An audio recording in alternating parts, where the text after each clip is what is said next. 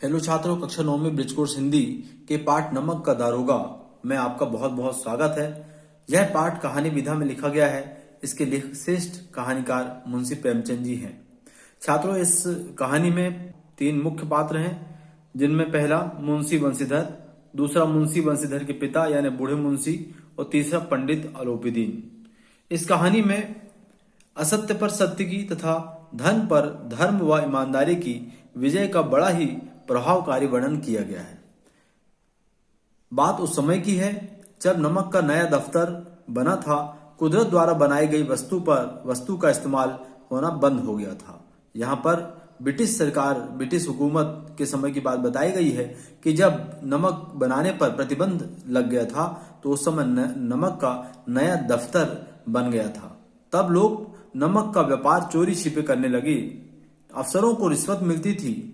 पटवारी भी अपनी नौकरी छोड़कर नमक का दारोगा बनना चाहते थे। वकीलों का भी जी ललचाता था। इस समय सभी, चाहे पटवारी हो, चाहे वकील हो, चाहे कोई भी अधिकारी, सब नमक का दारोगा बनना चाहते थे, क्योंकि इससे उन्हें रिश्वत मिलती थी और उनका जेब भरता था।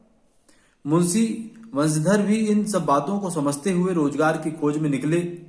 वंशीधर के पिता अनुभवी थे। कहने लगे, बेटा, घर के हालात देख रहे हो, कर्ज में दबे जा रहे हैं और लड़कियां घास फूस की तरह यानी दिनों दिन बढ़ती जा रही हैं।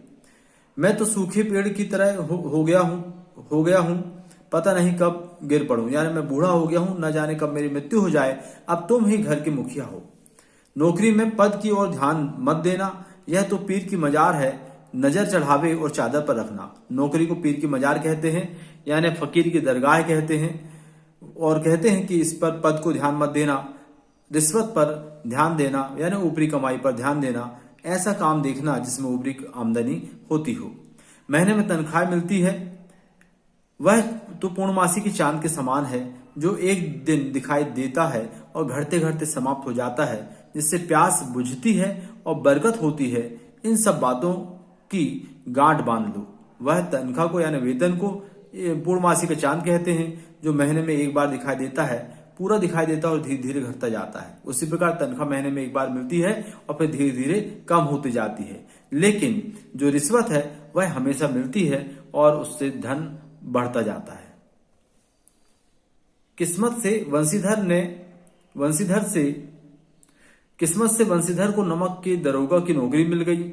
जाड़े की रात थी। नमक के सिपाही चौकीदार नशे में मस्त थे। वंशीधर को यहाँ आए थोड़ा ही समय हुआ था। वंशीधर ने अपनी साख बना ली तो भाग्य से वंशीधर को दरोगा की नौकरी मिल जाती है और वंशीधर कुछ ही समय में अपनी साख, अपनी पेट, अपना मान सम्मान बना लेता है। जाड़े की रात थी। जब सभी लोग सो रहे थे, उस समय कुछ ही क्षणों में नदी के बहाव की तरह गाड़ियों का शोर सुनाई दिया। सब उठ खड़े हुए, जरूर कोई गड़बड़ है। ऐसे समय में शांत वातावरण में नदी के बहाव की तरह गाड़ियों का शोर सुनाई दिया और सभी लोग सोचते हैं कुछ न कुछ तो गड़बड़ है, और जल्दी से अपनी अपनी वर्दी पहनते हैं, तमंचा जेब में रखते हैं और घोड़े पर बैठ पुल के पास पहुंचते हैं। वंशीधर ने पूछा, किसकी गाड़ियां हैं? पंडित अलोपीदीन की। कौन अलोपीदीन? दातागंज के जाने माने जमींदार, लाखों रुपए का लेन देन करते हैं, ऐसी जानकारी प्राप्त होती है। पंडित अलोपीदीन तो गाड़ियों में नमक के बोरे थे। कुछ गाड़ीवान अलोपीदीन के पास गए और बोले, महाराज, दरोगा ने गाड़ियां रोक दी और आपको बुला रहे हैं। पंडित जी बोले, स्वर्ग में भी लक्ष्मी का राज है। न्याय और नीति सब लक्ष्मी के खिलौने हैं। अलोपीदीन ने नए नमक के दरोगा वंशीधर से कहा, बाबूजी, कहिए हमसे कौन सी भूल हो गई कि आपने हमारी गाड़ी रोक दी? पंडित अलोपीदीन ने कहा कि स्वर्ग में भी लक्ष्मी जी का राज होता है और यहाँ पर न्याय नीति सब कुछ लक्ष्मी के खिलौने। हमारे लक्ष्मी यानी धन से खरीदा जा सकता है। पंडित जी कहते हैं, पंडित जी, आपने हमारी गाड़ी कैसे रोक दी? वंशीधर बोले, सख्ती से बोले, यह सरकार का हुक्म है। वंशीधर ईमानदार था। कड़कड़ाकर बोले, मैं नमक हराम नहीं हूं जो अपना ईमान बेचते रहते हैं। मैं कायदे कानून के हिसाब से चलता हूं। जमादार बदलू सिंह, जी हजूर, इन्हें गिरफ्तार कर लो। पंडित जी ने 40,000 तक की पेशकश दी, लेकिन वंशीधर नहीं पहुंचे। जमादार बल्लू सिंह से पंडित अलाउद्दीन को गिरफ्तारी के आदेश देते हैं बंशीधर। तब बंशीधर को पंडित अलाउद्दीन 40,000 तक रिश्वत देने की गुजारिश करते हैं, लेकिन बंशीधर इनकार कर देता है। बंशीधर बिकने वाले में से नहीं था। बल्लू सिंह इन्हें हिरासत में ले लो। अलाउद्दीन हथकड़ियां लगते ही बेहोश होकर गिर जाते हैं। जैसे ही जमादार बल्लू सिंह ने उन्हें हथकड़ियां उनके हाथों में डाला, वैसे ही अलाउद्दीन बेहोश होकर चकरा कर गिर जाते हैं। सुबह होते ही गांव में खबर फैल गई। सब टीका टिप्पणी करने लगे, यानी चर्चा सब लोग आपस में कर रहे थे कि पंडित अलाउद्दीन एक भ्रष्ट व्यक्ति है, जबकि बंशीधर एक चरित्रवान नेक ईमानदार व्यक्ति है, जिसमें दूध में पानी मिलाकर बेचने वाले दूधिया, जाली दस्तावेज बनाने वाले सेठ साहूकार अलाउद्दीन सिर झुकाए अदालत की ओर चल दिए। अलाउद्दीन साम दाम दंड भेद नीति सब में माहिर थे। मुकदमा शुरू हुआ, बहस शुरू हुई, लेकिन जज साहब ने उन्हें बाइज्जत बरी कर दिया। जज ने कहा पंडित अलाउद्दीन पर लगाए गए आरोप झूठे और भ्रम में डालने वाले हैं। फैसला सुनकर वकील उछल पड़े। यहाँ पर जब पंडित अलाउद्दीन और उसके साथी जब सभी जेल जाने लगते हैं, अदालत जाने लगते हैं, तो अदालत में जज ने जो फैसला सुनाया कि पंडित अलाउद्दीन को बाइज्जत बरी की जाता है, यह सुनकर उनके वकील उछल जाते हैं, यानी खुशी से झूम उठते हैं। यहाँ पर देखा जाता है कि सभी को पंडित अलाउद्दीन ने अपने धन से खरीद लिया था। बंशीधर को आज एहसास हुआ कि संसार में न्याय ईमानदारी सब ढोंग है। तब बंशीधर को ऐसा एहसास होता है, महसूस होता है कि शायद इस संसार में कोई ईमानदार नहीं है, सब ढोंग है, सब दिखावा है। बंशीधर को बड़ा दुख होता है।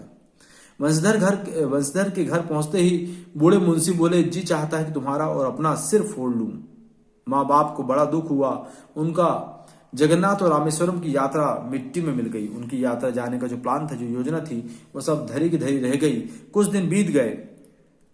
तब सांझ के समय था। बूढ़े मुंशी जी बैठे राम नाम की माला जप रहे थे। उस समय उनके दरवाजे पर एक रथ रुका और हरे गुलाबी पर्दे, सुंदर बैल, गर्दन में नीले धागे, सिंह पीतल से जड़े हुए, कई नौकर लाठियां कंधे पर रखे हुए थे। ये जो रथ था, जिसके साथ बहुत सारे नौकर थे, बैल सजे हुए थे, रथ सब पूरा सजा हुआ था। यह रथ था पंडित अलाउद्दीन का। गुरु मुंशी देखते ही दौड़े, पंडित जी, हमारा सौभाग्य है जो आप मेरे घर आए। मैं आपको क्या मुंह दिखाऊं? मुंह पर कालिख लगी हुई है। लड़का निकम्मा है। उन्हें अपने पुत्र बंशीधर के किए गए कार्यों से बड़ा दुख होता है। अलाउद्दीन ने बंशीधर से कहा, दरोगा जी, इसे खुशामद मत समझिए। पास में ही निकट में बंशीधर खड़े हुए थे, जिसे देखकर अलाउद्दीन कहते हैं कि दरोगा साहब, इसे खुशामद मत समझिए, इसे चापलूसी मत समझिए। उस समय रात अधिकार बल से मुझे अपनी हिरासत में लिया था, किंतु आज मैं अपनी मर्जी से आया हूं। वे कहते हैं कि उस समय तुमने अपने अधिकार बल से मुझे अपनी हिरासत में लिया था, माने हथकड़ी लगाया था, लेकिन आज मैं अपनी मर्जी से स्वयं से आपसे मिलने आया हूं। वंशीधर समझ गए कि वह मुझे लज्जित करने आया है। वंशीधर बोले, यह आपकी उदारता है, मुझसे गलती हुई, मुझे माफ कीजिए। मैं सत्य, ईमानदारी और धर्म से जकड़ा हुआ था। अलाउद्दीन ने एक मोहर लगा हुआ दस्तावेज, मोहर लगा माने सील लगा हुआ दस्तावेज निकाला और उसे वंशीधर के सामने रखकर बोले, इस पद को स्वीकार कीजिए और हस्ताक्षर कीजिए। जब तक एक हस्ताक्षर नहीं करेंगे, मैं आपके घर से नहीं जाऊंगा। पंडित जी ने अपनी सारी जायदाद की देखभाल के लिए उन्हें हमेशा के लिए नियुक्त कर दिया। अलाउद्दीन ने कलम दान से कलम निकाली और हस्ताक्षर करने को कहा। पंडित जी बोले, ईश्वर तुम्हें हमेशा वही नदी के किनारे वाला गुस्सेल, धर्म की रक्षा करने वाला और कठोर दरोगा बनाए रखे। कांपते हाथों से उसने कागज पर हस्ताक्षर कर दिए। अलाउद्दीन ने खुशी से बंशीधर को गले लगा लिया।